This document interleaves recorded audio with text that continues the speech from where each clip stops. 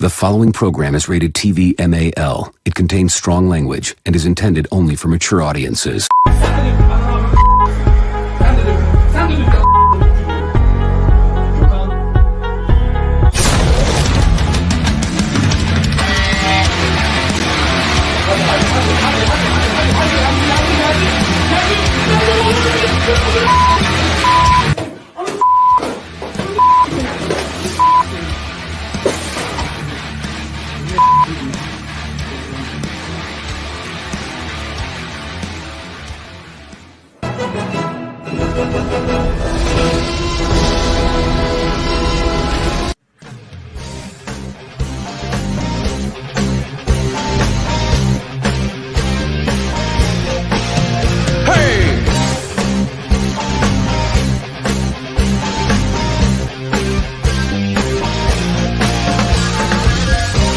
A man, is it the power in his hands?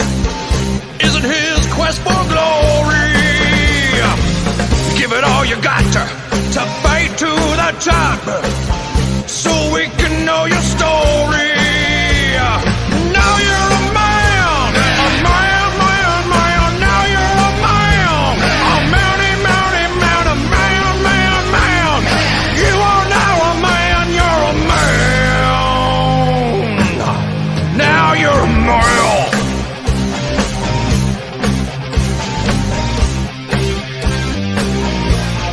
Live it, live it.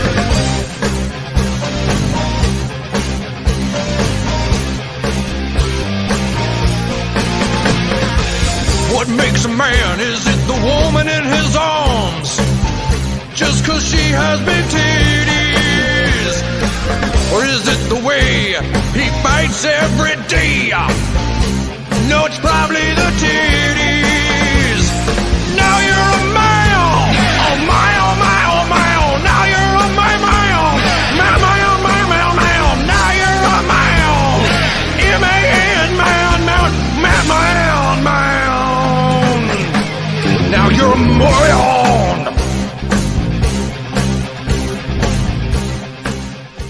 I'm going to be honest with you. I'm kind of retarded. Hey, what's up, everybody? Welcome to the Pop Culture Corner. I'm your host, the Appalachian American. And not with me, as always, is Tommy Gunn, because he's not feeling very well. But who was on time? Channel Dad. You introduced the wrong show. But welcome to the men's room anyway. What are you talking about? Hmm? What are you talking about? I introduced the wrong show. It's not Pop Culture Corner. Yes, it is. Oh, is it on the men's room? All right, I stand corrected. This is why I usually keep my camera off. My hair's wild. Okay. All right. Well, here you go. Aren't you glad I'm not running the show? Yep. I don't even know what I'm doing. All right. I know you don't. Hey, you hear that? Yeah. Superfan and Shawhan. That's right. Don't worry, late. We understand that you don't know what's going on. We'll take care of it for you, because with the cream of the crop, baby. Oh, yeah. The cream always rises to the top. Oh, yeah. The Jello Pop. Feel better, Yeah. Tommy Gunn. Yeah, man. Shout out to you, Tommy Gunn. Cheers to you, brother. Last but not least, fill in. He's an author. He likes kangaroos. David Applegate. Kangaroos? Where the fuckers? Man, you don't want to entangle with a room, man. They're nasty. They're real nasty. Are they? Are you awake? Oh, yeah. They're quite nasty. What time is it there? It's actually 11 a.m. So Okay. I'm sort of awake. So I just got up. I mean, I'm up for hours. I've been prepping for the show. Man, oh man, it's been a week, ain't it? Oh, it's been a week. Bestest ever. By any chance, if anybody, I know you guys live under rocks. Did you hear about somebody got smacked? Oh, you know what? Yeah. Now It you're was as saying fake that, as Elliot Page's nutsack. So. Oh. I might got something. Shots fired. Shots fired. Where's it at? Not slides. No. It got you talking about the Oscars, didn't it? Mission Yeah, accomplished. dude. I mean, I knew it was fake. Well, yesterday somebody called out Will Smith and asked Chris Rock what he's going to do about it. He said, "Nothing, man. It's nothing, man. Forget about it. We're all friends." Yeah, of course they are. But Will Smith got kicked out of the Academy. I mean, resigned. Yes, I am not a crook. I'm sure. Now, see, that's one thing I don't like. I don't get like what. I mean, he resigned. So hey, there you go. Whatever. He resigned so he can't lose his Oscars because he can no longer face disciplinary committee because he's no longer a member. They can only discipline current members. So See, I guess if they kick so him he out, resigned to get away to not having to be disciplined. Yeah. Oh, That's right. A deep apology message. What's so deep? I have directly responded to the Academy's disciplinary hearing notice, and I will fully accept any and all consequences for my conduct. My actions at the 94th Academy Award presentation were shocking, painful, and inexcusable. The list of those I have hurt is long and includes Chris, his family, many of my dear friends and loved ones, and all those in attendance and global audience at home. Did I do that with enough soy? Yeah. Yeah. All right, cool. Yeah, but I want to know why he stomped his foot. But yeah, okay. So I don't know. I don't know what's at play here as to they made him resign. Sounds like they were something else. They had to make him resign, man. We just had the first ever on film for the first time ever, black on black crime caught on film. Oh my god! And remember the Cleveland show. And with that, there goes the media. Yep. It was my son who shot me. Adam, are you wanting to share something? Oh yeah. Because it was when you were saying something, I was like, all right, you'll get a kick out of these. Is it memes? Memes. Memes. You got them ready? Yeah. Oh yeah. I don't want to like, I can see what you're going to share. So you got the meme. There you go. All right. Are you ready, guys?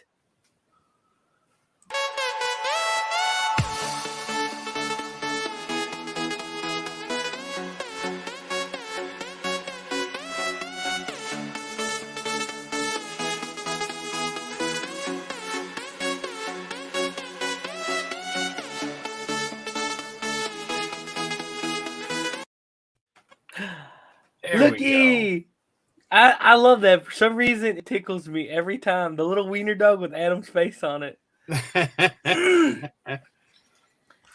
left out the again. What? So here's how it starts. And see, Will's asking Baby Yoda, gonna have to smack a bitch. How's this closed? There's a rogue magic orbit. And it's one of those where it's like, all right, and then but that didn't happen, so that this didn't happen, so we didn't end up with the BWM. Oh god. Yeah. And then this one, I just that was just in the background there, but yeah. If my grandpa would, you'd all be German shepherds. Nice. Yeah, I thought you'd thoroughly enjoy that. Yes, I did. Excelente. That's funny. I love them stingers, man. That I regret that we don't use them that much. Lape, do you have a beer of the week that you'd like to talk about? Because I could hit that button too. No. I Okay. am drinking Amberbach, even though I'm not Brian Lake, but that's okay. Look at you. I wouldn't drink Amberbach. Lape's too good for. Is that the Michelob? Yeah. Yeah, that's not too bad. Go ahead. What, David? The meme was wrong. It's I will have an affair again. No. Well, see, they're past the first affairs and whatnot, so that's why he's saying I'm going to have an affair. That's why he's like, oh man. Yeah, I have to say that my Facebook blew up after that. I didn't even know that Oscars were on, and I was like, then I saw the video and went, there's something odd about the way his stance and the way Chris Rock sticks his face out and leans into it. And then I made that one Saturday, okay, Sunday night. whatever. Yep. I mean, nobody was arrested. Nobody, I mean, then he's sitting there yelling at him. And I mean, Will's already got him in height, right? Because Rock's kind of short.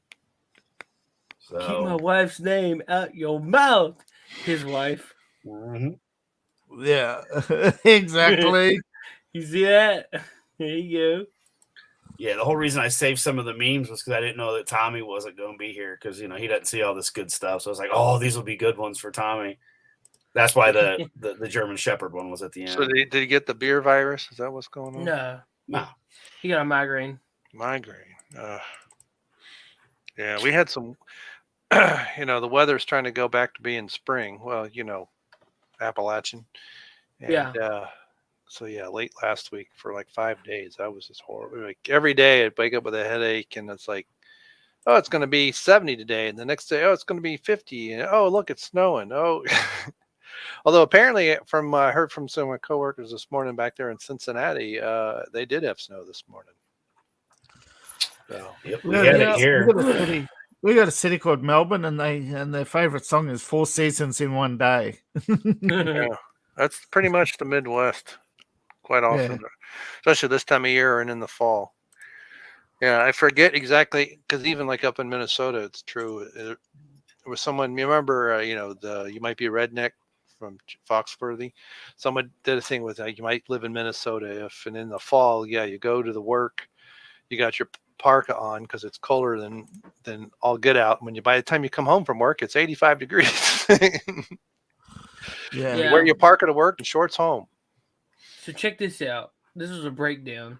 Lean in, no attempt to block, neck tuck, bracing for contact, eye contact, point of contact, sissy smack, and weak throw. Yeah. Then they conveniently have the Hollywood Insider come out and say, no, this wasn't in the rehearsal. None of the riffs are in the rehearsal. Plus, he also walked past 2 security guards who's supposed to stop people from entering the stage area. Yeah, it's not like he ran; he walked. And you got to remember too. He was in Ali, so I know he's got some. Will Smith, he's got weapons training. He's had fight training. He always been in. Was that Bad Boys and? Yep. Yeah. So he knows what he's doing. Men in Black, Bad Boy. I mean, at the end of the day, come on, he's already got him in size. Oh, yeah. But he's also got him in training because Will Smith has actually done boxing. True, but the thing of it is, though, is he would have never done it if it was The Rock. Exactly. Rock, he comes to slap The Rock. Yeah. Had it been Jason Statham, nobody would have said a word. Well, yeah, but they wouldn't have made the joke either. Right. Yeah. And Ricky Gervais said he would have gone straight for the wife. So how's the boyfriend, Jada? Right. So. Well, I mean, it's ridiculous. And apparently the guy, the man that Will Smith portrayed in the movie King Richard, he come out and made a statement, was just like, I don't condone any of that. Well, that's the thing. It doesn't make a lot of sense. So there's jokes been out throughout the whole evening. He was laughing at it before he gets up and goes and does that. So now, I don't blame Jim Carrey for wanting to retire, because if you're going to get assaulted for telling a joke and there's no punishment for it. Well, it's basically everybody is giving permission to assault, saying, oh, if you think this is an asshole, you can just go out and punch him, right? Well, we've heard that same statement used for political opposition, and they're saying, watch out, because the level of violence will escalate, because the other side isn't going to sit there and stick their face out like Chris Rock. So that's the media absolutely acknowledging that Chris Rock stuck his face out, and they know it. Yeah. Yep. Well, who knows? A lot of slapping. It's not like he was talking about the time that, he did Will's wife before they were married. He goes, no, it was before you were married, man. I swear. Sorry, I had to. Keep my wife's bleep off your mouth. Oh, Lord. Don't worry. I only put the beef curtains there, baby.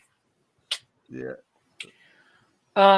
What have y'all been following all this stuff coming out about Disney? and their new ideas on like how they want to do their shows and stuff from here on out, their movies and yes, I targeted have. media. Yeah. And this all started when Bob Iger tried to launch his political career alongside Bloomberg. Was that 8 years ago now? Sounds about right. Well, Iger And was it that long ago? Because when he was, Yeah. I thought about 4 years ago or so when he announced he was going to retire in a year.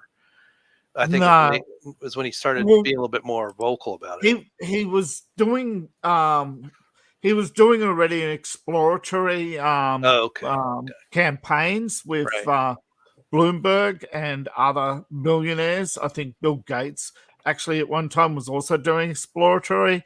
Okay. And I think in the end it was Bloomberg who seemed to have the most chance of getting traction.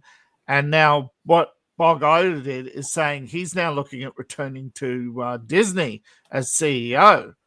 So Chapek's upset, and what's happened is everything Iger's done wrong is now being put onto Chapek to try and oust him, because Bob Iger didn't pick Chapek to be his replacement.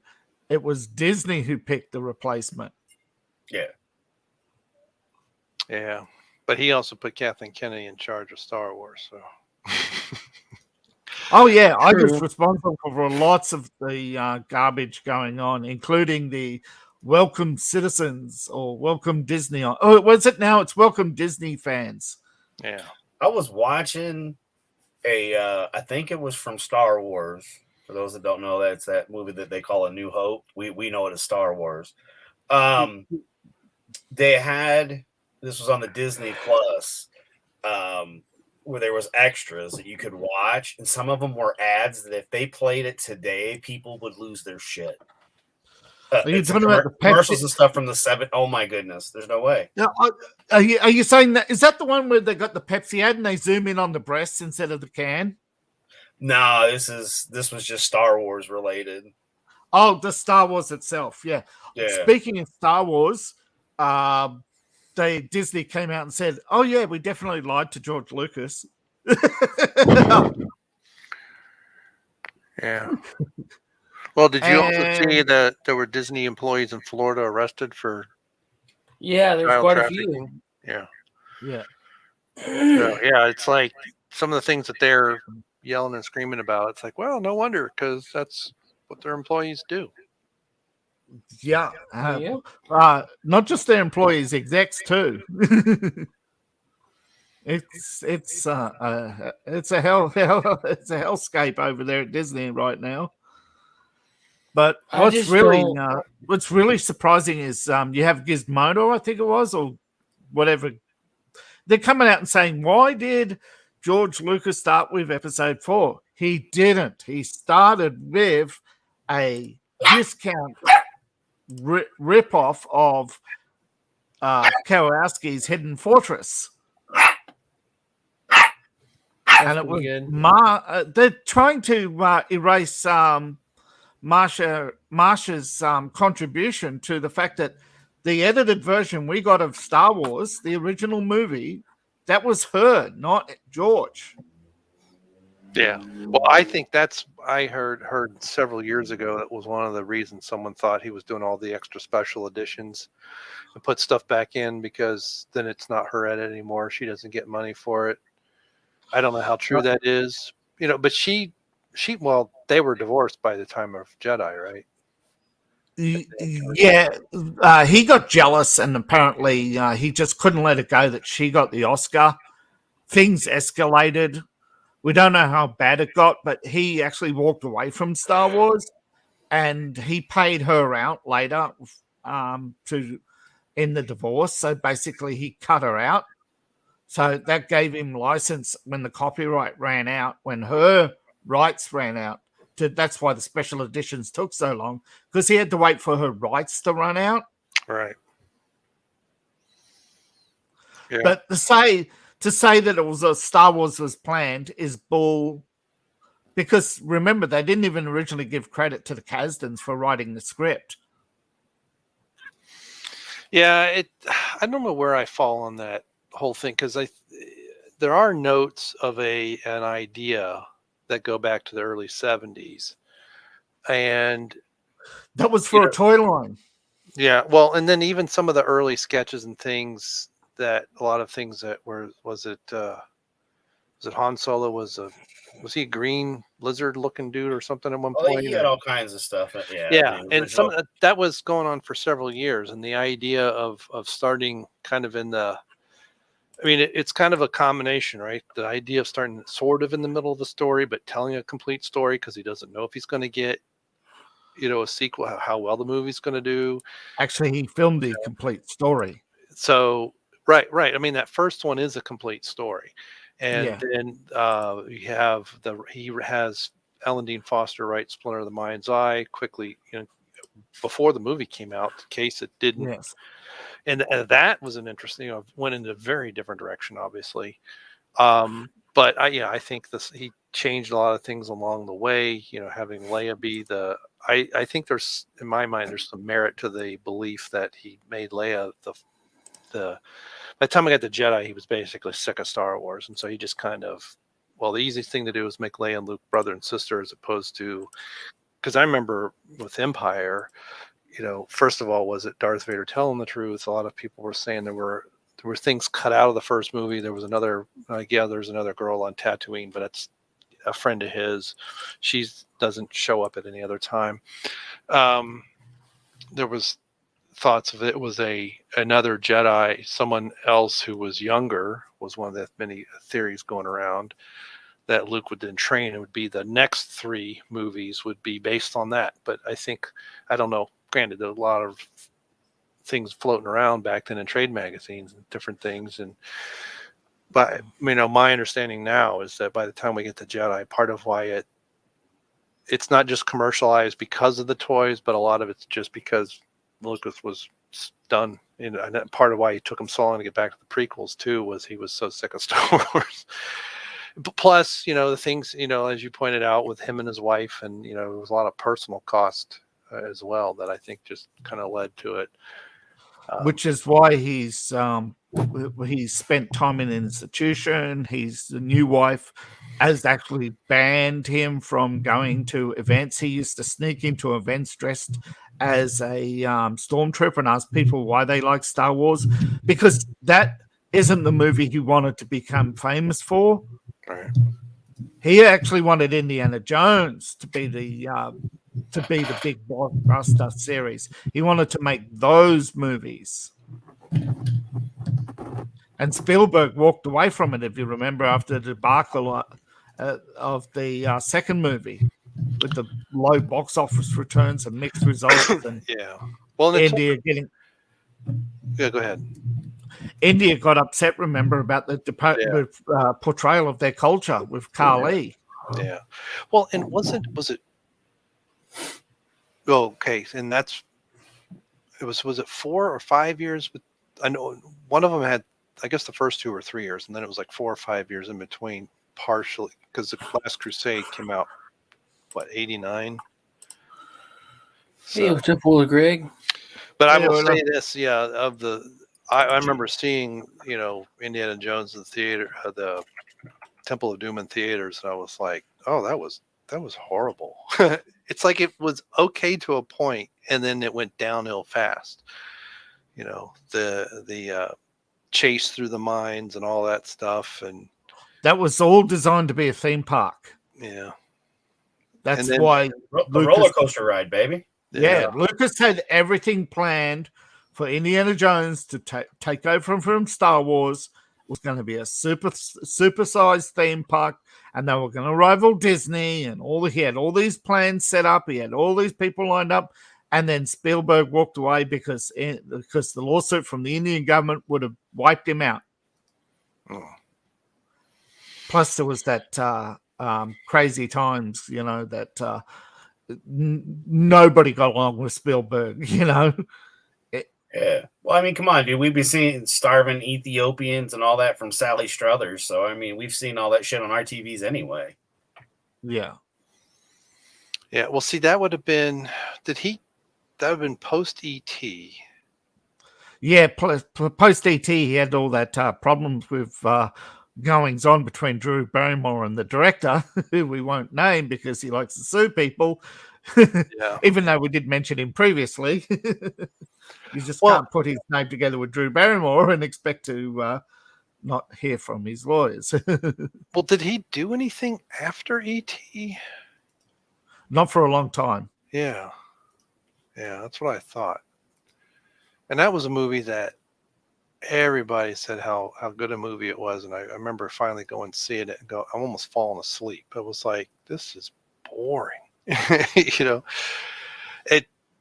I guess so ET was what, 82 or 83? 82? Yeah. It's because of 82, 83, they were still smoking cigarettes and had guns. They hadn't taken all that away. Oh, yeah. Well, It's the same with the Goonies. People 14, said yeah. the same with the Goonies. People said, "Oh, we went back 20 years later, and everybody just walked out." Same with ET, the 20th anniversary. People walked out. People had nostalgia goggles on for Star Wars, I think. Yeah. Well, I still like the Goonies, but I'm not saying it's a bad. I'm just saying it's not. It's not on the same level as Star Wars. It's not. It's like the first Indiana Jones isn't even on a level with Star Wars. George Lucas, don't forget when he made Star Wars, he had unlimited budget comparatively, and unlimited time comparatively than those other movies had. They had constraints on their times and budgets. yeah. Well, to finish Star Wars, he had Spielberg, other directors had to speak up for him because he was going to run out of money. And Actually, he hadn't done a lot of the special effects. Yeah. He got together, World War II footage and displayed it, and it was Spielberg and what's his name, Terminator dude. I thought it was Coppola. James Cameron. I thought basically they convinced several of his colleagues convinced the studios to let him finish it, but Yeah. Cope was the only one who's stated on record as saying, "I have seen the entire film. I know where the only 2 copies of that film exist. It will not be shown until well after George has died, when there is nobody to claim rights or any responsibilities for the film. which It one? will become public, and that's if it survives, because George is hoping that film will decay. So." His original cut, you mean, or the? Yeah, there's only 2 copies of the original cut. One's in Marsha's vault, and the other is in the studio vault for Fox. Oh, do you mean The Adventures of Starkiller? Oh, okay, all right. The original, which I think was actually, there's a lot of black and white footage. Right. That's with the cut in. You mean with the cut in scenes and the unfinished special effects? Unfinished parts, and where you have Vader out without his helmet on, talking in his real voice. Yeah, all that stuff. Yeah. They will not be shown until after Lucas's passing. I wonder why. Well, so we don't turn around and say, "Hey, yeah, Marsha did a great job in editing." Oh, I get you. Yeah. Yeah. Well, was it Marsha? It was Marsha and that other. There was a guy there's 2 of them, because I remember seeing an interview with them several years ago. The 2 of them talking about the different parts that they took out, the parts that were too long. They did admit, though, that Metachlorians was in the original. Right. Well, it was in some of the drafts too. Yeah. Yeah. Yeah. Well, and I think it was in some of his notes. I think too, in many ways, why, for me anyway, the first Matrix movie falls in the same light of how well it holds up compared to the other 2. Right. That was an idea that they had for years. Right. They had years to work on the script. I mean, Star Wars was almost 7 or 8 years before they ever even filmed it, or And the whole plus, idea. plus there's 8 years of George. When George got the idea for Star Wars when he saw Hidden Fortress in '58. Yeah. That's where he had the idea. And then it came back to him during the filming of the other movie he did before Star Wars. American Graffiti. Yeah, during American Graffiti. I love American Graffiti. Yeah, that's when they asked him about his other projects. And he said, yeah, this is what I've got so far. And 20th Century Fox said, we got all this cash. You can do what you want with it, but we want the rights to this film. And George made sure that he kept the toy rights. And they only had the film rights. Yeah. And then afterwards, he kept the distribution rights for the next two. Yeah. So that's where he made a lot of money too. But yeah, and I do remember the movie coming out in 1977, and there was no toys for Christmas. It had a certificate. You couldn't really buy anything till 1978 because a lot of it was just they had import. A run, but it just sold out almost instantly. Yeah. Plus there was imports. There was all sorts of issues with getting stuff to the stores on time for the second run. Yeah. Well, that movie was in theaters, 2 years, something like that, I think. Yeah. Star Wars did every theater eventually. It didn't stop for nearly 3 years, I think. Yeah. It's one of the few long runs that have been ever been allowed. Yeah, and then they re-released it after. So after Empire comes out, then they re-released it as Episode 4, A New Hope. Yeah. So and that's when I actually saw it, was during the re-release. I remember was it Coons who had the book out first and then they changed it to Foster, or did Coons have the additional stories? I can't remember which. But there were lots of books starting to flood after when it became Episode 4. Yeah, because I only read Alan Dean Foster had. I think he's the official movie novelization, and then there were the other stories. I had Splinter in Mind's Eye. I got Empire. I never got Jedi, but then there was 3.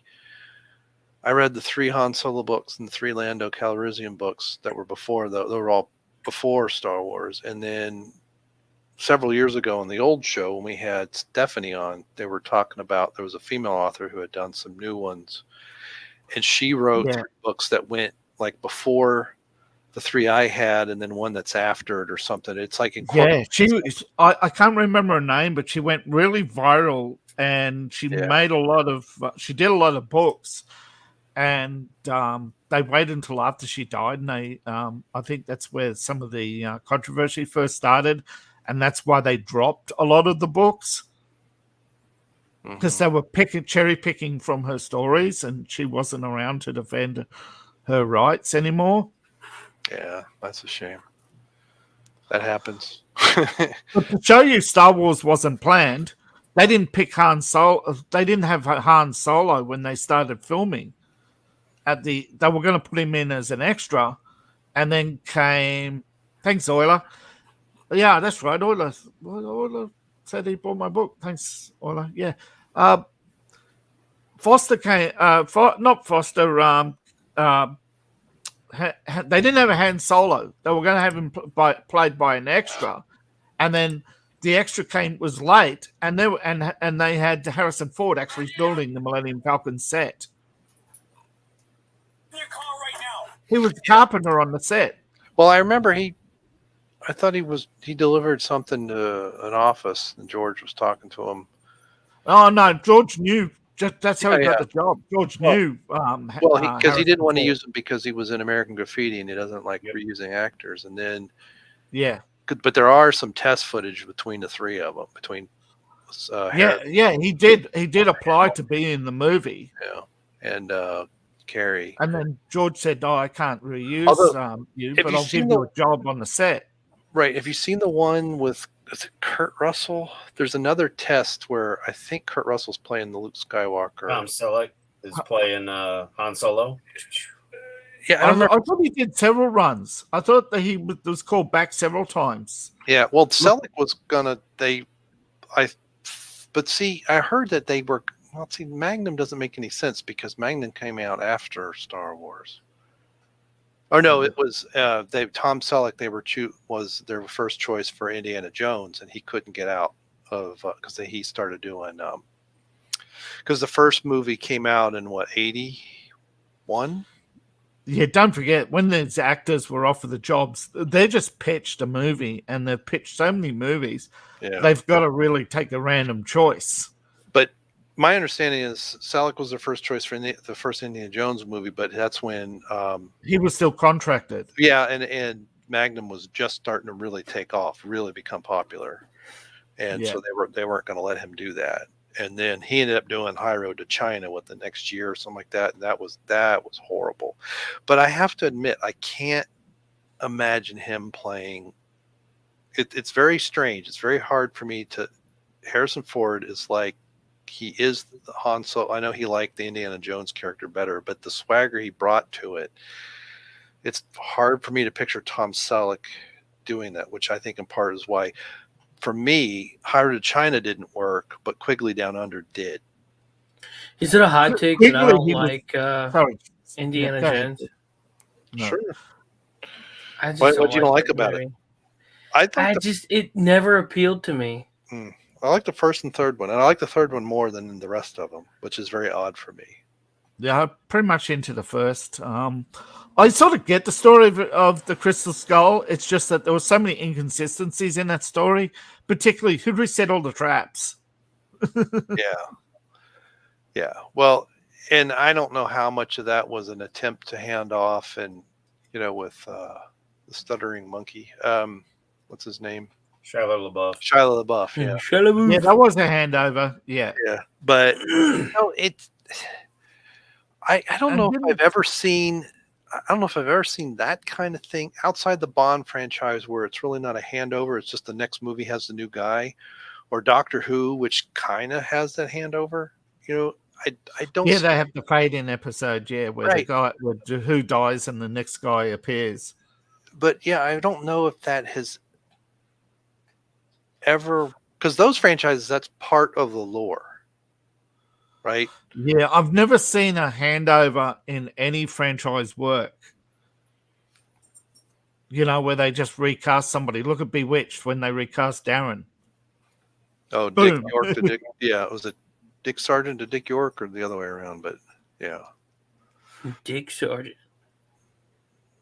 It was Dick Sargent and Dick York. Sergeant York, that's the joke from Wayne's World. Wayne's World, yeah. Sargent took over, I think. Yeah, York was actually an older man. He was coloring his hair, and he had a severe back injury, which he that's right. Continuing. Yeah. And he was also on. I think he was addicted to painkillers or something because he has a lot of severe. Yeah, he was off. That's why he had so few lines because you didn't want. By the time he got around to remembering his lines, it's Sunday already. Yeah. He was reading off the cards held up from the camera. Yeah. That's why everything's at such a strange angle in that show where everybody's looking off camera. Because they rushed that show. Saul Sachs ripped everybody off on that show.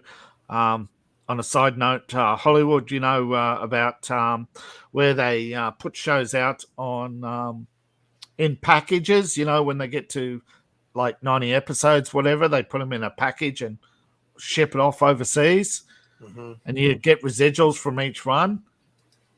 But what he did is he sold it. They put it in the 4 p.m. slot and just ran it over and over 6 times. That's why it's the most repeated show, because it's so cheap. So actors were only getting cents in the dollar. Yeah. Well, I think that happened with several shows because the concept of syndication in the late 60s was still kind of new. And, when especially like Gilligan's Island and some of these other shows that just got up and canceled. All the same actor, Gilligan's Island, Cell Sex, Bewitched, and another show he did. They were all of them were syndicated before they were finished, and all of them only got cents in the dollar off their residuals for the showings because he sold them so cheap. Yeah, and because I remember watching something about was not only Gilligan's Island, some other things, different shows on that same time frame when the guy. Yeah, he canceled everything with a tree, but his wife. Yeah, that's what because Gunsmoke was going to get canceled, but his wife wanted to watch Gunsmoke, and so he canceled Gilligan's Island, and then Gunsmoke got canceled the next year. But you had like that, and well, yeah, Des Nunez didn't like them that got canceled all at the same time. Yeah, Star Trek, the original Star Trek, got cancelled for its third season simply because the CEO of the company didn't like the show. Yeah, he thought Will Shatner was too manly, he was too brash, he was too bold. He wanted somebody more subdued. He wanted the show actually. See, this is the thing most people don't get with Star Trek. Star Trek was a vehicle for politics, and the CBS wanted the show to be more overt in its utopia. It wasn't focusing on the so-called futuristic utopia. It was the adventures of Kirk. Yeah, I gotta say that I like the original Star Trek in many ways, but it was so hit or miss. And I remember Roddenberry talking about there were times when he was writing a script, and his cohort, I forget the guy's name, would stand on his desk. And he would finish a page and hand it up, and then he would run off to the set with it and then come back, because some of those shows, I mean, that was literally how quickly they were trying to do it. And when they came back to doing Next Generation, part of Roddenberry, what he had in the agreement was, we're not going to do like we did before. And it kind of went straight to syndication. They had a little bit of time, but I have to admit, from a show standpoint, the TV show was better with Roddenberry in it, but the movies were better with Roddenberry not in it. The original cast movies, not the Jar Jar Abrams reboot nonsense. Now, the whole myth is about the odds and evens being better. That's because the first movies were written by teams. The second movie was written by Shatner and his teams. He had all the even movies. They had different writing teams. Yeah. And Shatner was actually heavily involved in the writing of some of them and directing. And every Leonard Nimoy movie was a bomb. Yeah, but Shatner directed 5, and it's horrible. Yeah, but he didn't direct. Yeah, but he didn't write it. Yeah, I mean 4 was pretty good. 4 he wrote, but I don't think he directed. Yeah. Well, what do you think, Adam? Do you like any of the Star Trek movies or at all, or you like the J.J. Abrams reboots? I like the original series, the first motional, the motion picture, dude. I appreciate it more now because it's film. Like if you know film, that's actual. It's a great film. Yeah. The second one's an action movie. Yeah, so that's it. Yeah, because see, to me, I like the episodic nature of both series. Deep Space Nine got away from it a little bit after like the second season, but that's tough to do in that 2-hour movie format, right? It kind of drags a bit. But yeah, I see the motion picture is almost like a cinema, and then it's a bit more action based. But 2 is my favorite, just because of the things Kirk is being Kirk. He's skirting the system. He hacks the other. He brings the shields down because he doesn't obey the rules. And that kind of thing. Without it being too, I mean, the reboots are like all action, and that's about all they do. But and even the Next Generation, I liked. The first season was a bit rough, I have to admit. But what's interesting is Marina Sirtis was talking to the fans, a few years ago. I saw her in one of these, panels, and they were talking about stuff. Oh, you love us now, but you hated us when we first started. And I'm like, I was on Usenet, internet relay chat and stuff like that when that show was on, and it wasn't the show we didn't like, it was her. The absolute was like, was it alt.tv Star Trek. I think it was Star Trek.tng, something like that. It was a news group I used to, and I didn't like her character until she was put in a uniform. And I don't know if it's because it looked like she was wearing, ball dresses or whatever. I don't know if the attitude changed, but man, I couldn't stand her character for years. And then Pulaski rubbed me the wrong way, because all she was written to do was say no to the captain. And as much as I hated his yes men crew, and he needed someone to be kind of like Bones in the original, kind of stand up and remind the captain, it was too stark contrast. It's like she wasn't the middle ground. She was the extreme opposite end. And that was just too much, Damn it, I'm a doctor, Jim. But yeah, I don't know. She could have been like, hey, look at my titties. You know who is the worst written character in that series? Whoopi Goldberg. She was the worst actor in that series, but the worst written character was Data. How can an android be naive? They're programmed. When he's got his emotional chip, though. Yeah, emotional chip. Yeah, that was still later, man. Look, I was not a Next Generation fan. I don't know anything. Wait a minute, I'm an android. I can plug into the internet. Boom, I know everything. I got one right here. Exactly. Well, an android right here. My biggest. Yeah, I mean, I always liked the original Star Trek. When the Next Generation came out, and those first couple seasons were kind of slow, and then eventually it did pick up, and you got better episodes and better writing. And speaking of Guinan, and yeah, she's lame. They're trying to make Guinan now a Mary Sue who can stand up to Q. Yes, I gave up on Picard after the first season. We watched it because it wasn't Star Trek; it was Kmart X-Men. With old man Logan, you had your Mexican Logan. It was Chinese Power Rangers. We were ripping into that series so bad. It was like every week we'd watch it and there'd be another X-Men reference somewhere. I was like, oh, look, now it's Storm. But she's the wrong color, but it's okay because she's a lesbian now. It's just that, it was all shit. I haven't heard a single good review of that show.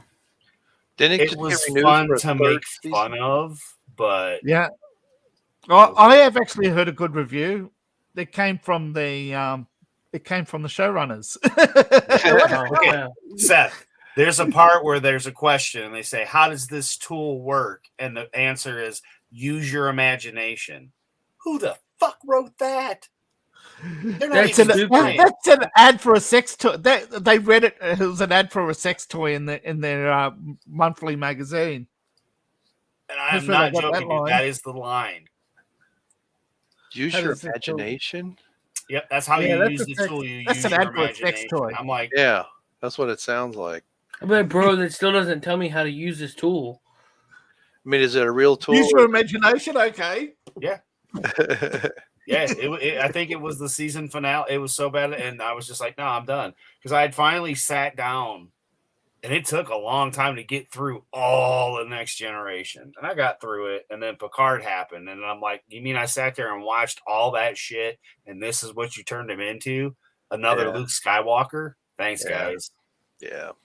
Well, that's all they know how to do is it's a copy of a copy of a copy. So now it's that New World Order agenda, though. They don't want strong men. You can't have young kids like us. We all had role models and things to look forward to and all that kind of shit. Can't have these new boys. They got to be soy boys, so they'll just do what they're told and go have their man period. Yeah. Blair White said, no, I think you need to just take a shit. But Olegeg's right. It's current Trek is not Trek. No, that's absolutely right. It's not part of the Trek universe. They don't know where. Nobody knows which Trek show fits in canon anymore.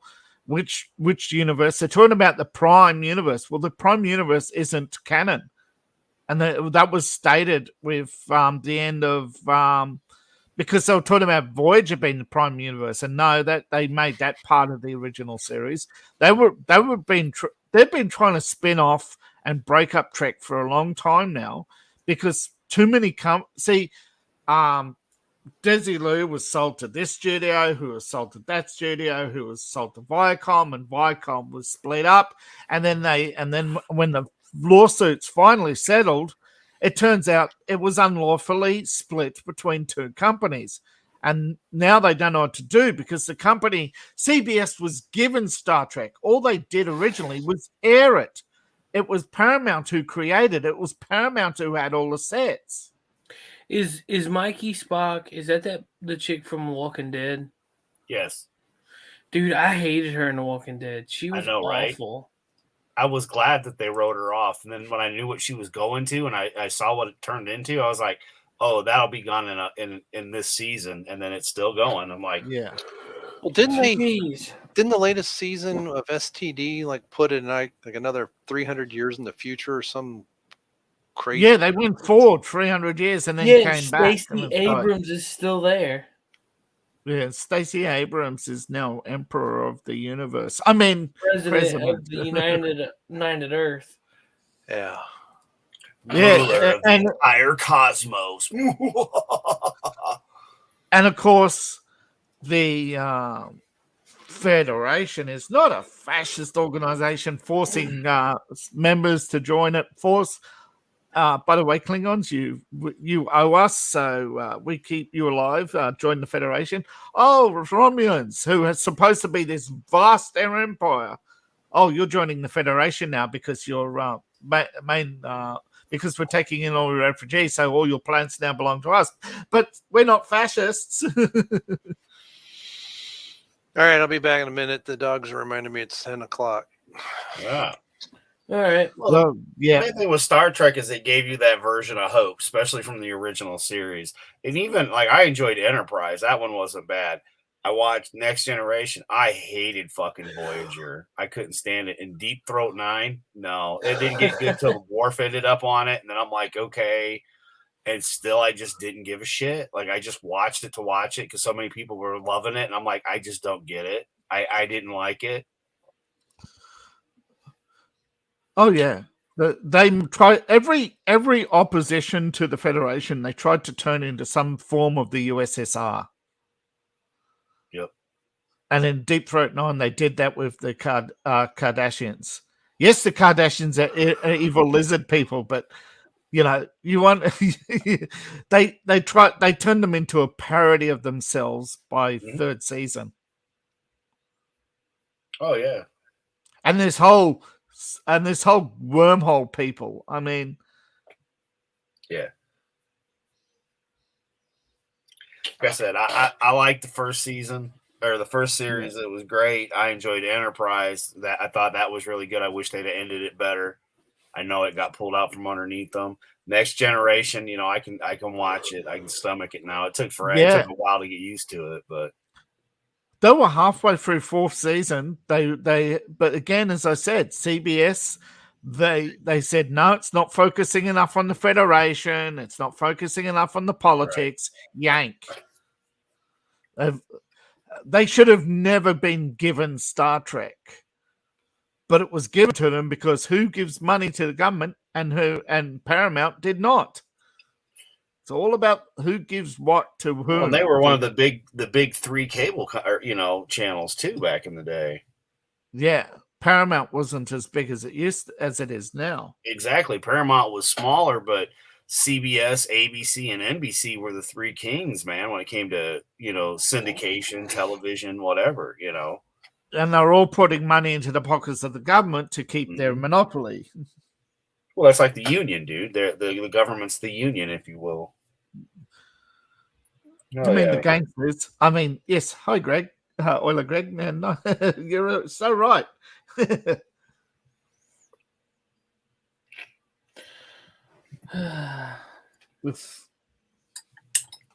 Yeah, I was never much of a Star Trek fan. I never would have guessed that at all by looking at what you're a fan of in your room. Well, yeah. I mean, my dad was, and I watched a lot of the old stuff, the Wrath of Khan, a lot of those movies. That's the only one I can remember right off. But my dad loved that movie. There's a lot of people who love that movie who aren't Star Trek fans. there's a lot of fans of different movies, except for maybe 4 and 5,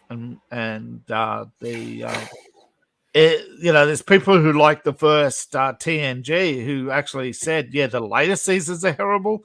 This is what happens when fandoms get big and the shows have lots of episodes, is that it doesn't become a fandom of the entirety anymore. Yep. But I can understand people liking 2 and not liking the rest, because 2 really is just the adventures of Will Shatner.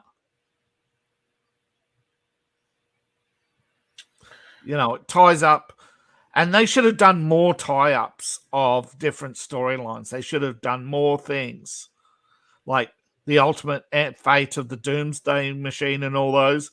But that, again, CBS, they wanted the toys, they wanted the merch, they wanted the syndication. They didn't want the movies. Yep. Because they were going for an era where movies started going from 20 million to 40 million to 100 million, and their profits were going from 100 million down to 20 million. So why would you want to make movies when your profits are decreasing?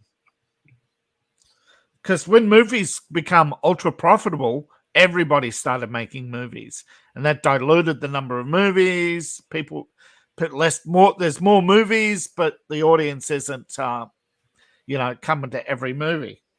That's how I felt when Disney was saying something about Star Wars fatigue, and I'm like, we had Star Trek fatigue. You know how many movies they made that sucked? There was quite a few of them. Oh, we had franchise fatigue already with not just Star Wars and Star Trek, long-running series like Magnum PI. They had to wrap it up. Network, they pretty much were walking away. Where they were saying that Vader and Obi-Wan are going to fight in the TV series, which cannot happen because that undoes A New Hope. I've not seen you since, the last time I felt this presence, I was with my master, which would have been Obi-Wan. There's no time frame that they ever fight until A New Hope. Yeah, but but what they're gonna say. They're gonna tell him, oh well, just because he hasn't felt it a long time doesn't mean that it was that time of Mustafar. I don't think they'll care. They don't care. I think Obi-Wan's going to retcon. I think we're going to see a soft reboot of the entire canon. That they're going to change things. That's going to suck. And they're going to bring young Leia is going to be the hidden. It's going to be the hero of the Resistance when they do Leia. They're going to do Leia as a young woman. And she's going to be a Jedi, and she's going to do all these things, and then she's going to suffer a traumatic injury. Yep. And so they're going to retcon as much as they can. There's talk of digital editing the original Star Wars again. They're going to give Leia a greater role. Lucasfilm. They're talking big, though, but they don't have the money for it. They're burning through Lucas's... Lucas couldn't take all the money out of the company. He could only take so much for himself. The company was also paid, when in that Disney deal. Lucas didn't get that whole $5 billion. That was to the company. Lucas got his payout based on his share value. Yeah. But Lucasfilms has burnt through billions of dollars. I don't see Disney giving them $10 billion more to make 10 or so TV shows that are just going to bomb and retcon everything. Because there's no way they could retcon Star Wars as a movie. It just won't be seen. Well, on top of, to what extent, once the government ain't bailing them out no more and they don't got nobody to bail them out, they can't make the movies because they ain't got the money. Yeah, because what they do, people don't realize the government doesn't give them money directly. It goes to a liberal arts college. Liberal arts college take that money and put it into a hedge fund. The hedge fund gives money to the arts fund, and the arts fund gives money to projects through what's called a blind trust, so that they don't fund any one project. It just funds Hollywood. A selection of movies. They say, oh, we think action blockbusters are going to be big this year, so We put this in. Or TV shows, streaming's going to make X. We put X into streaming TV shows. And so all these different funds fund Hollywood, including the studios. But the studios don't make enough money to pay for their next projects because they take it all out and in the form of cocaine. I mean, executive bonuses. Cocaine on hookers' asses. Speaking of streaming shows, has anybody seen Moon Knight yet? Yep, I watched it. What'd you think? It was good. We watched it just before the show, but I was very surprised. That's I don't weird. know a whole lot about the character. I know a little bit, but I know that this is a specific run of comic that was pretty good. I can't remember the author's name, but where he's having the battling, inside him, because not all Moon Knights are like that. But it was enough where I watched it and I was expecting nothing, and I ended up pissed off that when it ended where it left off. I'm like, oh man, I watched it 3 times. Moon Knight is from the 70s, was a big run. 32. Yeah. They sort of changed the character just a little bit from the CIA to the Marines. There's not many changes they've made.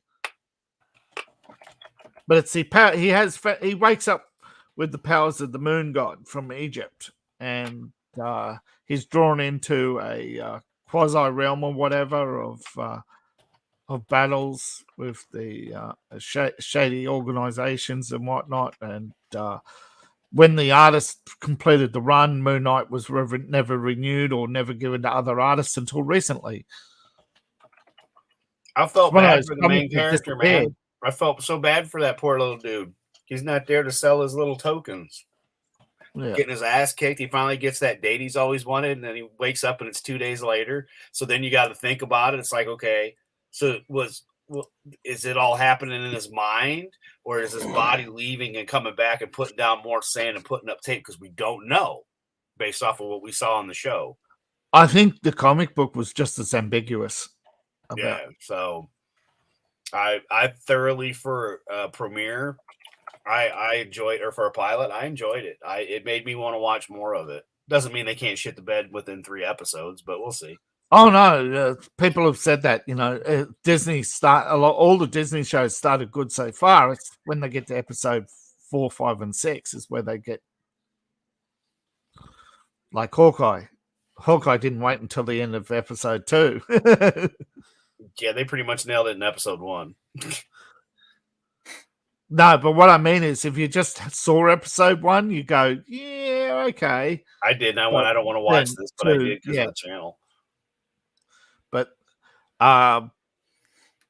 there's really, what have you got these days? I mean, it's a toss-up between Amazon and what have they got? They've got The Boys, big deal. We'll subscribe to Amazon for 6 weeks. Because they realize that if they dump it all at once, they're going to lose people in the first week. So they're going to stretch that out over 6 weeks. They had that one, was it Parker show they were doing that people were liking. And then, The Boys was coming out. They had the cartoons that were awesome. The Boys Presents, that shit was the bomb. Tommy mentioned it a couple weeks ago, and then he was trying to explain what it was, and it was perfect. It was like Animaniacs meets Ash versus Evil Dead. Yeah, people say what they're doing is they've got something like 20 million plus people who are going, oh, we'll take our 3-month package with Netflix, then we'll get our 3-month package with Prime, then we'll get our 3-month package with we get Peacock, Paramount, and all those bundled with HBO, and you don't get the premium shows, but you get enough good shows out of it. And then 3 months of binge watching, and then they do Disney Plus and catch up on Marvel, and then they just cycle through those. Well, the Prime thing's fucking retarded because I already pay for the Prime anyway for shipping and stuff, so that's like an added bonus. So I'm not going to get the TV part for like a month or 2 and then cancel my program, and I don't get my 2-day shipping and all the other shit I do business-wise. No. So like that's never going to happen anyway. No, but with a lot of but half the people who use an Amazon don't buy regularly enough to worry about Prime. And so they'll only take the membership deal. I'll do my 3 months and then cancel or not renew. Also, Amazon's woken up to the fact that people are using credit card generators to get free channels. So now they're billing people, like a small amount to verify their account, and you got to give the amount that you're billed as a proof of purchase of account. I don't have that, man. All I do is hit OK, and everything went through on the fucking button. So maybe it's the thing they're trialing. But I do know that Netflix isn't the only one that's experimenting with charging people if you use multiple accounts. But somebody already said some of these VPNs, it confuses their algorithm and they give up. So, well, at the end of the day, they don't know because I'm in different states all the time. And so, what if my wife's here watching something and I'm in a different state watching something? You're gonna try go fuck yourself, Netflix. That's like if I'm up there seeing you and Paulie and everybody else up in Australia, and then we go kick on Netflix. They're gonna get pissy because that's what they're doing. They want to geo-lock the accounts so that if it's used somewhere else, they're going to do a phone verification, and if there's two users' accounts at the same time, they're going to hit you with a $3 charge. There's all these things they're trialing, and the government's saying, nobody needs Netflix. Netflix doesn't produce anything that's worth the fuck anyway, especially ever since that whole kiddie porn bullshit. Yeah, but the problem is you've got millions of people who watch the old shows who just, anything, that's all they're there for, all the old shows. Well, good thing is there ain't really very many old shows on Netflix. They're pretty much on every other channel. Yeah, and as soon as all those soaps are gone, they're going to lose all the old people, all the old ladies who watch those soaps. Well, dude, as soon as they lost all the Marvel shows, like that shit ain't on Netflix no more. Yeah, there's still hundreds. There's still like 200 million subs or something. I mean, they got to have something. But remember, half those subs are in India, so... I was going to say millennials or these new whatever you want to call them, plant-based people. They're just programmed to just keep clicking OK and never look. Like, I seen an app that tells you what you're spending your money on, and I'm thinking, are you fucking retarded? Like, you have a bank account, right? Don't you deduct your shit? And I mean, it does it for you. Like, my bank does anyway. I'm pretty sure everybody else's does, so you can kind of check your balance and know where you're at. So I'm like, wait a minute. It's like, nah, man.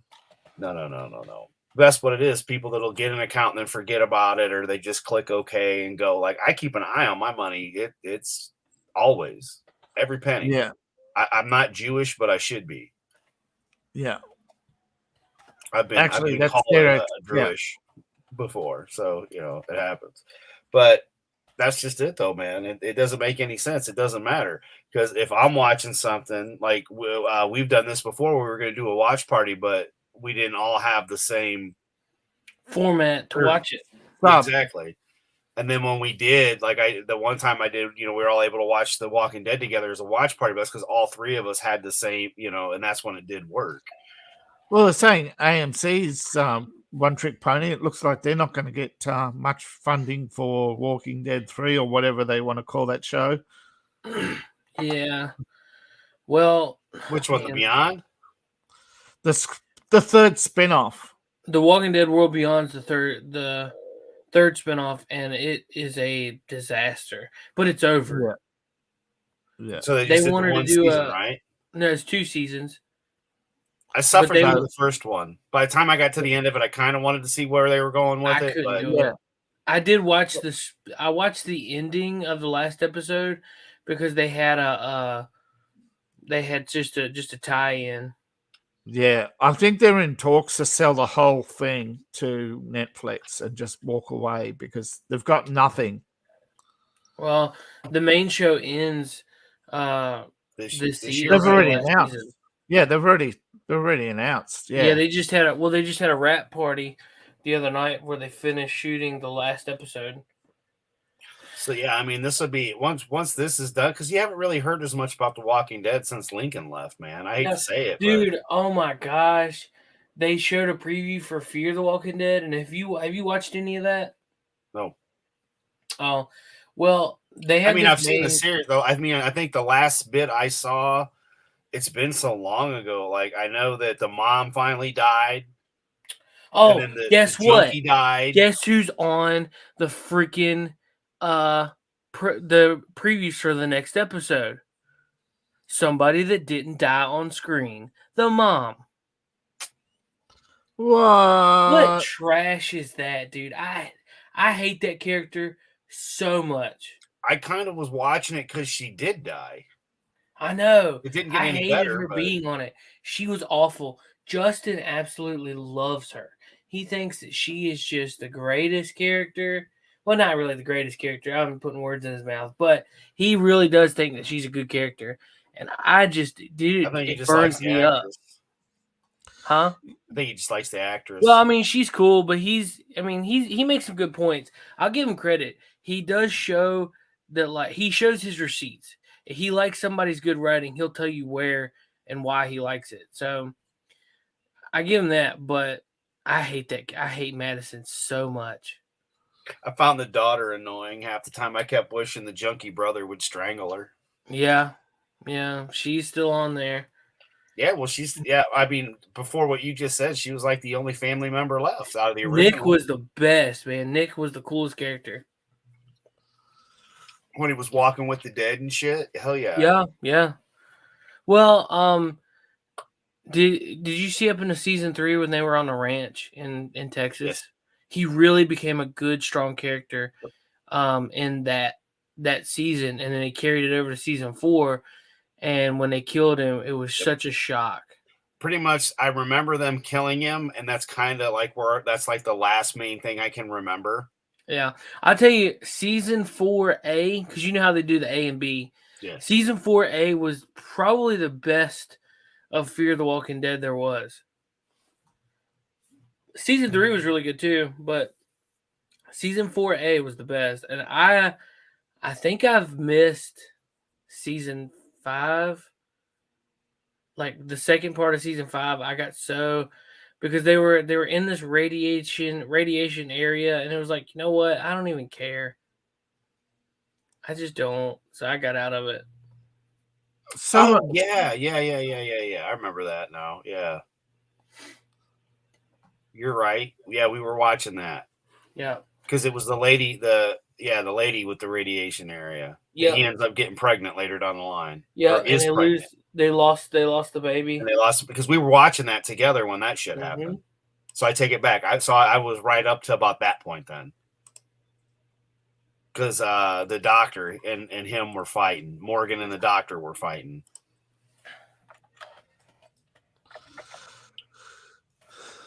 I think they lost a lot of people when they wussed out and told people about the virus. Well, technically, they haven't done that in the show yet. But it has been leaked. They have done that for the comic books, and I don't, not going to say it. Oh no, it's space. They say space spores. Yeah, I know space spores, but that's for the comics. But they haven't. One thing I do like is they're using the show to change up what they did in the comics. Yeah. See, Robert Kirkman often said that he wishes that he hadn't wrote Rick getting his hand cut off. So he made sure that he didn't do it in the series, just to see what difference he could make. Instead, he created Merle and then cut off his hand. Right. Yeah. Right, because Daryl and Merle were not even in the comic book. No, they're not even in the comic book. He loved the relationship between Rick and Dwight because that was right before season 1 kicked off. Was them? Well, I heard they still did things they didn't want to do, but it was studio. Right. But it was also they did a lot of changes that they wanted to see different. Didn't kill Abraham right away like you did in the comic. Right. There's a lot of deaths they wish they had pushed off and didn't do. Then you got to kill 2 motherfuckers in the show. Yeah. The show got to explore their ideas of things that they wanted to do different. So Yep, that's the one thing I get that. I just think that they knew by the time they're coming to the end of the comic that people wanted to know. They were going to lose people if they didn't explain how The Walking Dead happened. But they would it out. matter? Would it really matter if you're done with it and at the very last issue you can just be like, because we're done, like it's over here. We're not going to worry about it. But I mean, the simplest answer, of course, is the question that hasn't been asked, which is we already knew what happened. It was Heisenberg's meth that caused the zombie apocalypse because it was in the beginning of The Walking Dead. Merle had Heisenberg's meth. So it's drugs that did it. Meth is bad, folks. Don't do meth or you become a zombie. Yeah. There was that tie-in, so that's pretty cool. And then that CDC part I always love. We're like, well, it doesn't matter whether you're bitter or not. When you die, you come back. And that's how they found out about it. But yeah, they never explained exactly. But, it could be because of China and COVID-19. Same thing. Which is why they rewrote, which is why they said spores and not virus. Yeah. Drugs are bad, okay? Don't do drugs. Okay. Okay. Yep. Okay. I don't know. I really like that show, but I feel like the main series of Walking Dead has been really good. Even once Rick left, it still has been pretty good. Oh, Morbius. Have you guys heard anything about that? People are disappointed. Holy crap. It was at 16% on Rotten Tomatoes. Not that we should take that with, as gospel, but... Yeah. I mean, I haven't got a chance to go see it. I was planning on going this weekend. I haven't either. I honestly... I don't know, man. I don't think I want to go see it. I don't think I want to put my money into seeing it. Well, go pay for Spider-Man and go see both. Yeah, that's my game plan. I'm gonna go see because I still haven't seen the Spider-Man movie and it's playing, so I'm gonna go see Spider-Man first, and then go see Morbius second. Yeah.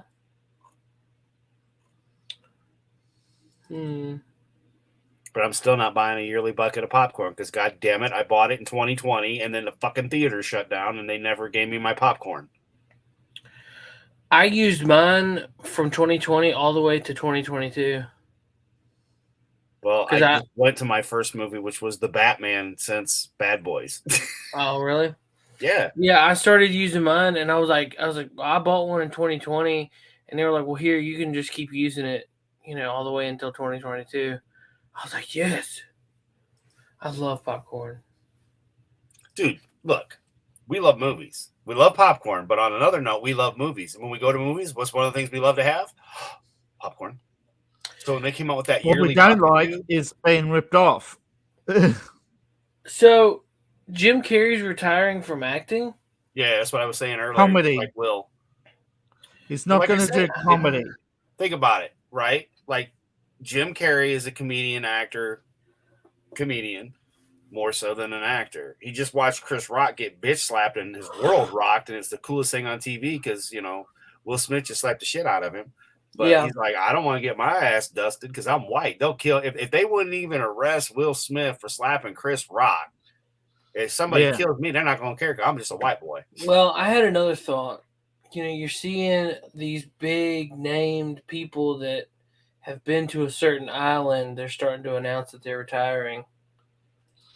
Yes, he is actually on that list. I don't follow anything about the little sex island because I don't care because whoever was there. They already know this. Right, but it's interesting to see these people that were on that list are now starting to retire. Jim Carrey was on this list supposedly. Yep.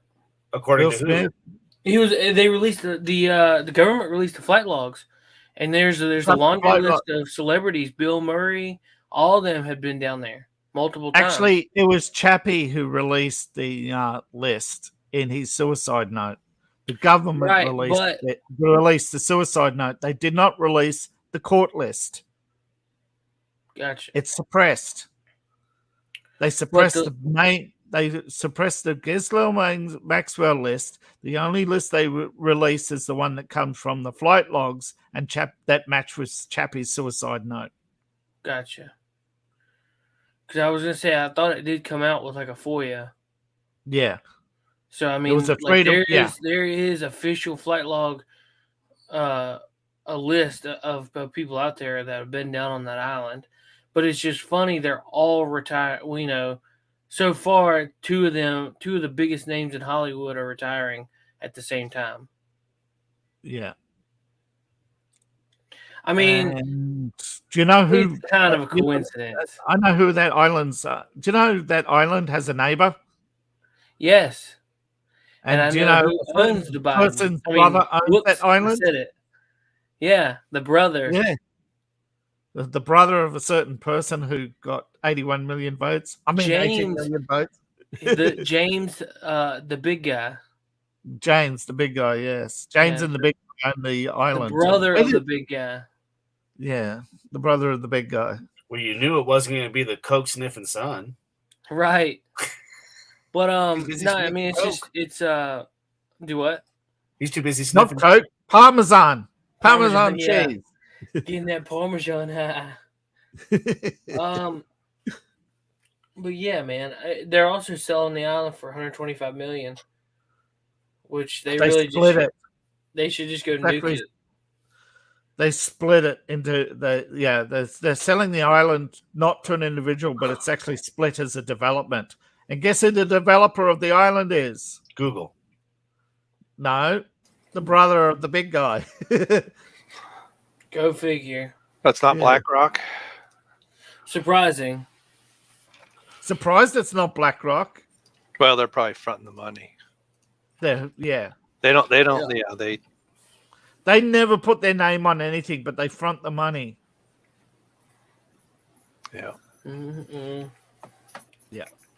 Trillions and trillions. I mean, it'll be fun to see if your theory's correct. But I mean, we've already watched a rich Hollywood actor kill somebody, and he's still on the streets. Right, and I mean, it's just a theory. I'm not really putting any stock behind it. I just think it's coincidence.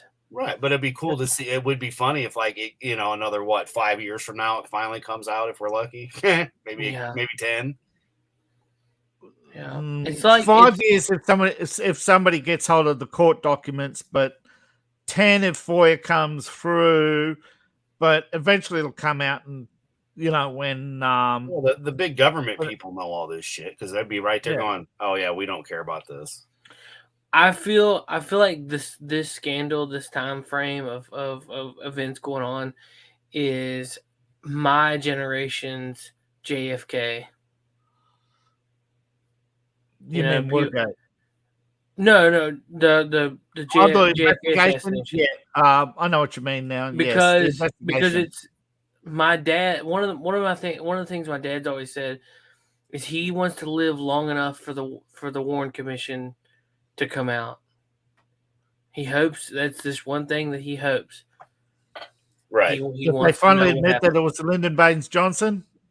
Yeah, that's what he suspects. No, it was the monkey they sent up into space that came back and runs the world. Leave Paul out of this. Yep. If you don't get the pop culture reference, that's okay.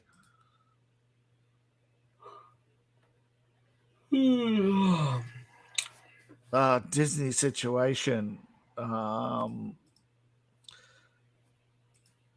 Clownfish. Clownfish TV did a whole deep dive on Disney. No, I don't care. Disney can bite my ass. Nobody's going to dig deeper than Clownfish, because they'll be sleeping with the fishes that they did. That company is so rife with corruption. You got contractors doing this. They contracted somebody to build a roller coaster, and you do the price comparisons on the roller coasters built for that big water park in central US. You compare the prices of some of the theme parks, and you look at Disney and say They're actually pretty small for the amount of money that goes into those parks. That money's going somewhere. Well, yeah, sex trafficking. Oh wait, did I say that out loud? Sorry. Oh, say what out loud? Nothing. Hot dogs. Hot dogs and cheese. It's all that sex trafficking that they're involved in. Sorry, Disney, but yeah, that's right. All those hot dogs and cheese pizza to the middle of the night from Chicago to the White House in 14. Mm-hmm. Yeah. But no, I don't. Disney, I want to see them go bankrupt so they have to sell off everything so shit can go back to normal. Because with them owning everything that they own, that ain't never going to get better. Entertainment's not going to get better. It's going to be the same shit. No. I mean, we're reliving 30 years ago easily. We're already back into the 80s with the nuclear war and the high fucking gas prices again. Same shit from the 50s. Now back here again from 70s, 80 time frame. Now 2020, reliving the same shit. I'm tired of reliving this shit. It's the same people over and over again. They've been in government for 50 years, and the government employees have been there forever who aren't elected, like the Atlantic Council, who run foreign policy, and they take their marching orders from bankers, and we all know the biggest war profiteers are bankers. Oh yeah. Yep. And the last thing they need is a populace to turn hostile against them, like they did in the 1940s. And here I am muted. You guys probably didn't hear me, or did you? No, you gotta unmute yourself. Yeah, Eisenhower did his wink, wink, nudge, nudge when he left office, right? And then I was just listening to something yesterday. They were talking about that. There was another person who just recently, and the U.S. government, left, basically retired, and they kind of let the cat out of the bag on certain things. I have to find it because I don't remember what all it was about. But I listen to too much stuff while I'm trying to work during the day. But yeah, I mean, it's not just the politicians who have been there for 50 years, but yeah, the unelected bureaucratic state that never changes no matter what face is in the White House or in the Senate, and you're not going to get promoted in those rings. But see, we talk about entertainment in Hollywood, and we had the Me Too stuff, and we eventually took down Weinstein. But Weinstein was out of money. Yeah, well, see, that's the thing. It's like watching this is what I noticed in the 90s with the Clintons, and it still is true. If the machine sees you're either out of money, out of resources, or they're even if they believe you're going to turn, you had when Vince Foster, not Vince Foster, he committed suicide in the White House, and then they rolled him up in a carpet, dumped him in a park. But the investigations, people close to the Clintons who kept their mouths shut, the McDougalls and others, they were rewarded for their silence. It's just like the mafia, right? You do your time quietly. You don't make a fuss. You just do your time. You don't say nothing to nobody, and they'll take care of you. But if they think you're going to squeal or you're causing too much of a ruckus, a FedEx guy offs your ass. Yeah, just some you have a random, you shoot yourself in the head with 2 different guns. So while hanging yourself and masturbating. Yeah, it's like Corey. Was it Corey Haim? You get robbed by MS-13 if you're carrying a thumb drive full of emails. Right. It's like if you're gonna do stuff, you don't say it. You don't announce, "Hey, come back here Tuesday, and I'll have a list of everyone who's a whatever in Hollywood." That isn't gonna. Sorry, work. Chappie. But I don't even remember what the original question was now that Seth asked, but I did see a thing in the Geeks and Gamers Facebook page about what's the new movie you just said, Seth? What was the new movie you just talked about? Are we talking about Moon Knight? It's a TV show. No. Is anybody, or was it Midnight? The thing you asked about Moon Knight. People didn't like. Morbius. Morbius. Because there was somebody in the Geeks and Gamers. It was like, well, I think the critics were a bit harsh, but Who It listens wasn't to as bad critics? as they were expecting, but it wasn't very good either. Sounds like it was mediocre.